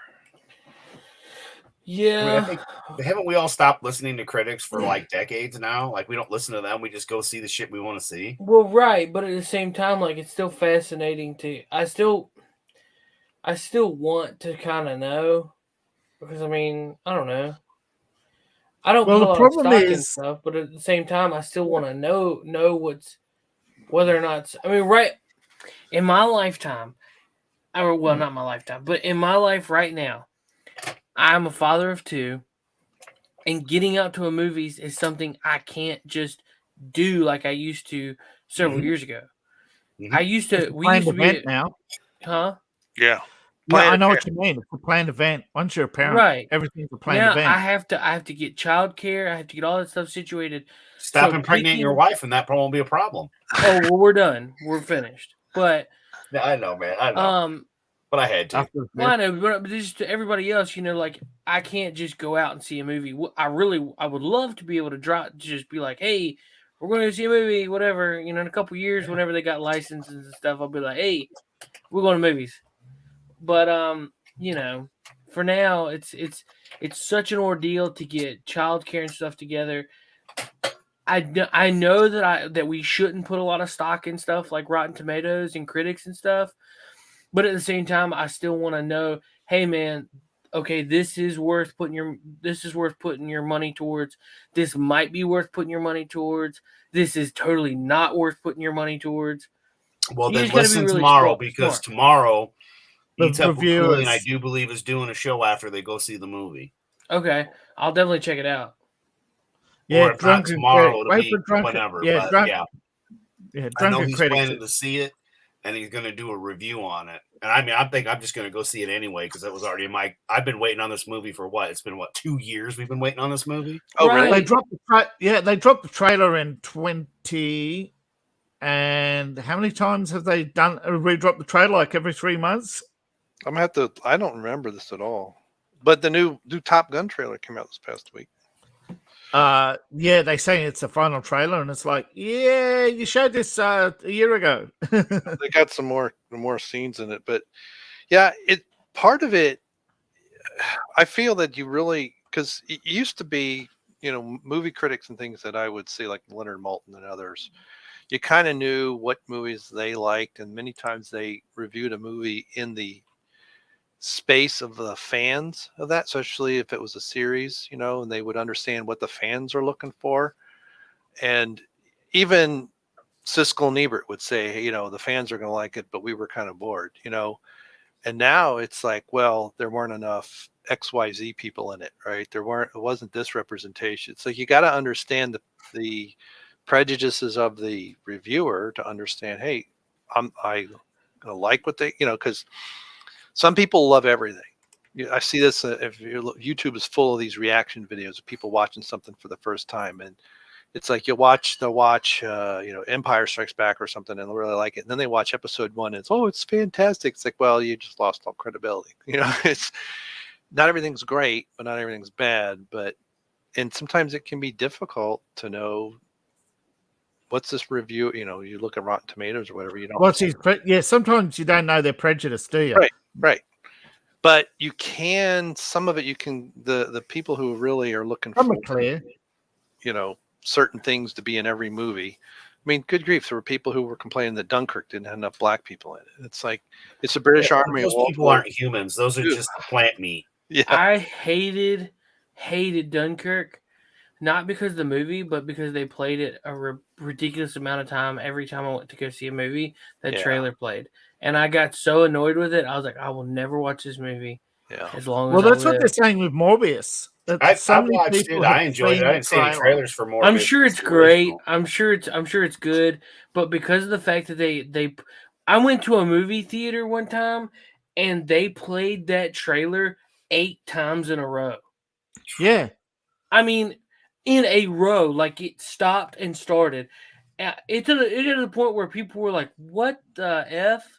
Got up and walked out to tell the management, "Hey, is there an issue with like the projector?" Because it's played the same the same trailer, the preview. And now so you many know different all of times. us that just witnessed this 8 times, a fucking refund and free popcorn and drinks. Right, dude. I was like, what in the world? And he I was like, just well, did Morbius. Yeah. they told what the management was like, hey, they paid for the spots and we got to play them. And it's like, are you serious? He's like, yeah, we don't do anything anymore. Back when I worked at the movie theater, we cut and made our own. They told us the listing of what they wanted the previews to be and all that stuff. And it was you built the actual reel, but now it just comes in on a disc. Well, yeah, think about it. It comes pre-packaged. They can't open it. They can't edit it. They can't. If something goes wrong, all they can do is say stop and send you to the reserve theater. But nowadays they don't even have the reserve theater and my local theaters had so many breakdowns now. These digital tapes, they break down all the time. Yeah, it's ridiculous because they're once play. You know, to stop copying and to stop theaters from overplaying. They, you know, once they've played so many times, they delete. You know, it's ridiculous, and you get audio issues, and you get and you get bad. Sometimes you get American ads in it because they've put the wrong one. You know. Well, hey, man, the way I see it, like the type of digital that I was wanting was what we had during COVID when the shit just came to your TV directly and you didn't have to fuck around with any of that shit. I think that theaters never should have went digital. They should have stayed with the film the way it was and fuck off, man. You got to make the point of going digital was to put them on the internet. I was originally going to put all the theaters on the internet. AMC was going to have but it looks like AMC is going to be selling or merging or eventually becoming part of Warner Entertainment. Looks like they're going, you know, because all they've got is the theaters and Walking Dead. That, you know. Yeah, I don't want to. I enjoy the convenience of being able to watch stuff from home, but I want to go to the theater. You want to go out. I want to do that. Dinner. You want to see something on the big screen. You want that feeling of the boom, boom, boom that you can't get at home unless you spend thousands of dollars. And then you realize, man, look how many movie tickets I could have bought. Yep. Because half the time you buy this expensive home surround sound theater, what do you get? 12 months out of it? A couple of movies. So I think that was a joke. No, I hate the movie theater. Sounds awful. It's unbalanced. People are jerks. Well, everything is that digital surround. It's not Dolby anymore. It's not THX. It's not smooth. It's not clear. It's just loud. Oh yeah, when THX stopped being in every movie theater, which I think was when Lucas retired, because I think they stopped. I think Lucas went after Star Wars. He became a kingmaker in Hollywood.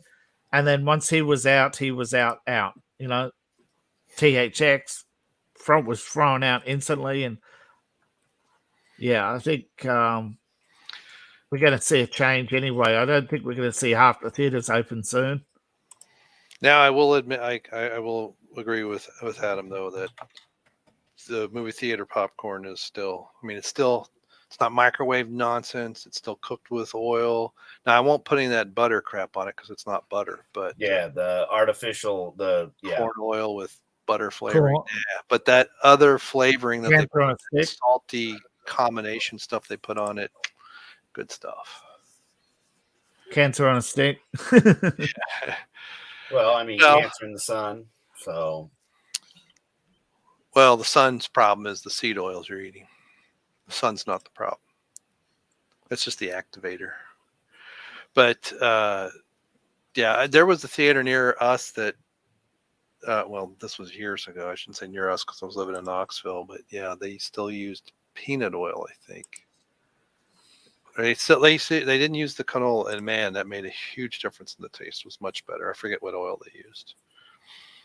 But what's interesting about the theater, because that popper gets so hot, there's a way that they have to do that. You have to put the kernels in first, then the oil, because then if someone does it in the wrong order, it will flash fire. And Yes, if you put the oil in on first, yeah.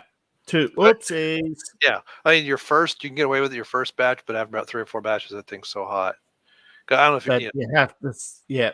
The heat has to get absorbed by the kernels and the oil. But yeah, it's very mixed. If I go to the theater, I tend to like. I'm an oddball, but I want just enough of an audience to have a reaction, but I don't want to be fighting for a seat.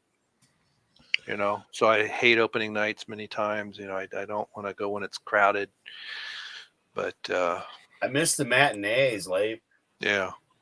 Well, growing up, man, especially when we moved to Fort Belvoir in '79, my brother and I, almost every Saturday, we went to matinee. And I think there was, depending on the movies, there was something at 11:30 and then something like at 1 or 2, I forget. Saw a lot of Sinbad movies, a lot of the better Disney movies. The proper Disney movies, But the ones that were really aimed for kids. Yeah, but I must admit that, especially if I've seen a movie where there's a lot of dark or something, does feel kind of weird to walk out of a dark theater into a bright sunshine. That is kind of strange. Now, many times nowadays you can't go out the side; you have to go through the lobby. But back in the old days when you had the theater, you just go out the side door and go home or whatever. It's like, whoa, it's light out here. I mean, we'd spend weekends at the theater, man. We'd go to the Dollar Theater, and before that, we had the matinees. So, you'd get in for a couple bucks for the matinee movie. And before AMC bought out the theater here locally, it was a Carmichael. And every Tuesday, it was $5 movie. $5 movie, yep. I used to work at Carmichael Cinema. Oh, I loved Carmichael, dude. Yeah, when I lived in Knoxville, I had a thing called Cinemark. It started as a second run theater. I think it was like $1 or $2, and then eventually it was like $3 or $4. But a regular movie theater was $12 or something. And see, this kind of gets this to where I agree with Seth. It's like you kind of try to want to know, because tickets are, even if you're not going to the IMAX, 14-story screen, it's you spend $30 or more, and it's like, oh, this is horrible. But I got 2 tickets for the Batman. It wasn't opening night. It was It was the following week, and it was $19.99 for 2 tickets. Yeah, that's not too bad. Now, when I went 3 years ago for Bad Boys, it was $7.99. Well, I've been watching something. Now, did you go to an AMC? Yes. Okay. There was an article come out that AMC is trying to evaluate the desire of the movies, and for movies that are going to be very desirable, they want to charge more for them. And by the way, I bought my tickets at the theater, not online or beforehand. Yeah. Just a heads up, because you can always pre-order shit. Yeah. So I've started seeing that in like some places where they're wanting to experiment and see if they can make some of their COVID money back by charging more for more anticipated movies. Even though they got bailed out. Yes. Gotcha. Well, here's my thing. If it's going to cost me more than the damn DVD, Blu-ray, whatever, I'll just fucking wait and buy it on Blu-ray. I've got a 64-inch behind me with a Sony surround sound full system that cost me a couple $100. It's ran literally for 14 years with no issues. I'm good. Yep. I've got my own home theater. It's always been that way. Yeah, it is a I don't know. But I know other people are the exact opposite, right? They want that theater experience, and I like the option of having it. Like, I don't mind going. It was fun to go with my brother. Yeah, there you go. That's the ticket. I want the option to be able to do it, or I want to be able to do, Because if Batman would have been on the HBO Max, I would have so watched it, but I still would have went to the theaters to see it with my brother. Right? Yeah. Where, like what Seth's saying, like, and I get it, but like if Morbius isn't something that you're feeling, then I would say, yeah, definitely not, or wait till people we know have seen it, or like when I go see it, if if it's decent or not. But again, I still haven't even seen the first Venom movie. I saw it on TV, which I don't count as seeing it. And then I did see the second Venom movie, which I thought was funny, Riding the High Seas, before my box took a shit. But I enjoyed both of the Sony movies, but Sony's still not. I think they're getting a big head.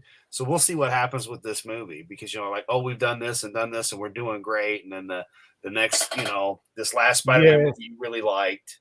What I hate about Sony is when they make announcements and walk them back.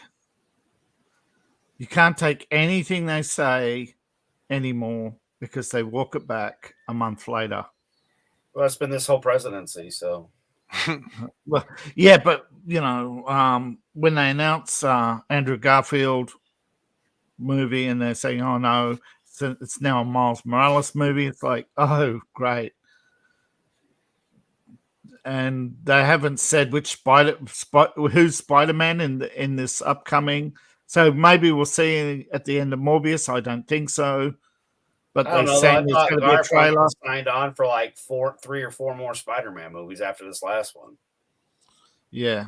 Tom Holland, you said? Or who did you say, Adam? I didn't hear you. That's the last. I'm making a joke. Like, Andrew Garfunkel doesn't need to be. He doesn't need to be Spider-Man again. Oh no, I think they. But what they did is, I've heard that they have edited the Garfield, not the Garfield suit, the Maguire suit out of Morbius. Well, Maguire's not going to be Spider-Man again. Garfunkel should. I haven't seen the little bit. I'm hearing that it's going to be Spider-Verse. It's going to be Miles Morales. It's going to be in the next one, Morbius 2. And people, but critics are going to say Morbius 2, question mark. Yeah, because if this movie is as bad as they say it is, oof. Oh, well, what they're saying is it's been edited so many times that that's the problem. You've had 2 directors and 3 edits, Oh, gee whiz. I mean, this is starting to smell like the Batman, or not? Was it Batman versus Superman, or was the Justice League? Yeah, Justice League. Yeah, I was thinking Star Wars. So multiple directors, multiple edits. Rogue One. Oh yeah, Rogue One. I still want to see the movie that Disney Solo rejected. I want to see that gritty war movie that Lord and Miller started. Yeah. To show us an actual Star Wars. What movie was that? I'm not sure. Wasn't it the Solo? Yeah, the Solo. I thought Solo was like a comedy, and they didn't like it, and that's why they. No, but it was set. It was supposed to be. That's right. It was supposed to be a buddy cop. Yeah, but it was set against the back of a gritty war. That war scene in it. That's actually Lord and Miller. They actually had a buddy comedy set against the backdrop of the horrific war. They said it was going to be the modern MASH. Oh. Yeah. But I mean, Rogue One to me was a great comedy. It was a movie that was, in my view, was screaming at the audience, take me seriously. And it's like, I can't. Nothing in this movie works. I only watched that movie one time all the way through. Yeah, I only watched I tried to watch it several times after, and it just wouldn't. I could never get through it.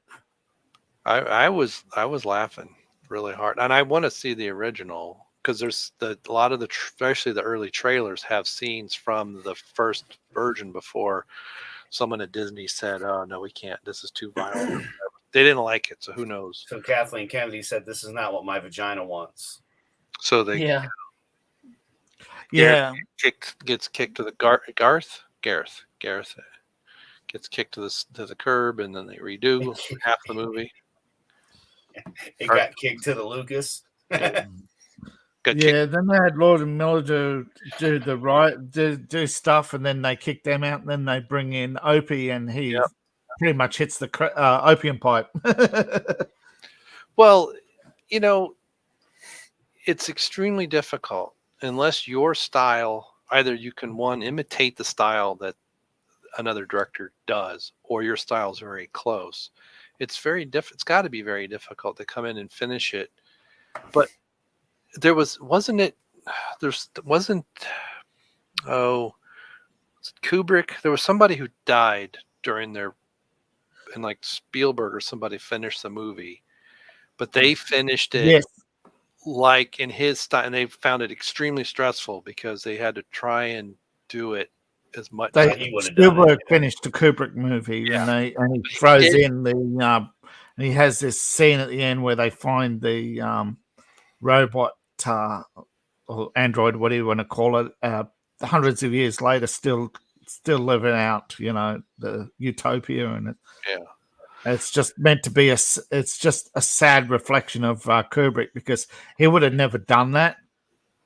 He never gives you the end. He gives you the taste of it. Right. Yeah, he gives you a taste, and you fill in with your imagination. Like They Live. That's a perfect example of a movie that you think ends, but it doesn't. Well, fellas, it's an hour and 50 minutes. All right. Sounds like a show. Me and David will be back on here in 7 hours and 39 minutes for Coffee and Gaming. All right. 6:30 a.m. I'll leave it. Turn my camera back on if we're leaving. Yeah, I think it's been a good evening. And pop culture wise, there hasn't been much happening. Not a whole. I mean, Well, there's been stuff happening, but it's either been baloney or just not really worth talking about. 4-week-old baloney. Yeah. So, look down below. You'll see all of our description, all of our channels in the description. All our links. Yeah, everything is down below. Go check us out. Buy David's book. Check out Lape's beer reviews. I'm sure Adam's got stuff to say. Yeah, hopefully shooting more this coming week. Good. Do that. You'll find me on Digital Pollution Podcast every Wednesday at 4 Eastern Standard Time. Round 4, generally when we go live, hanging out with some Brits. Of course, every Friday here, Monday, Tommy the Guinea Pig Collective for Retro Toy Talk. You know what would be really cool? If you would make a LinkTree account and make your links like your where you're going to be on certain days. Your appearances. Your appearance dates. There you go. I'm going to be here on Wednesday. I'm going to be here. And we could put that LinkTree account on the Men's Room LinkTree account. So that way you'd be like, oh, hey, Adam's information. Bam. And you see, it's a Wednesday. Let me check out Digital Pollution. So if you do that. I talked about doing one. I just hadn't got around to it, and I got some personal shit going on. So we'll see what happens there. Gotcha. No, because if you do that, we can start putting again together a Men's Room mailing list through LinkTree and start putting out announcements of upcoming shows. Like, hey, tonight we're doing a late night coffee and gaming. Hey, Lape comes in and I've got a new beer review coming. Yeah. and so anyway, and put in your appearances. Yeah, just make things a little bit easier for followers and viewers to. Well, you'll have to watch us on YouTube. Right. Well, Anyways, eventually we might get to the point where we're doing a half-hour YouTube and the rest on Rumble. That'd be kind of cool. But yeah, but we're not there yet. No. Anyways, you guys have a great night. Great day, great whatever time it is. Great weekend. Hope you are great at whatever. We'll be back here tomorrow morning, 6:30 a.m. Eastern, for some coffee and gaming. And as always, don't forget, Donald Trump don't trust China. China is asshole.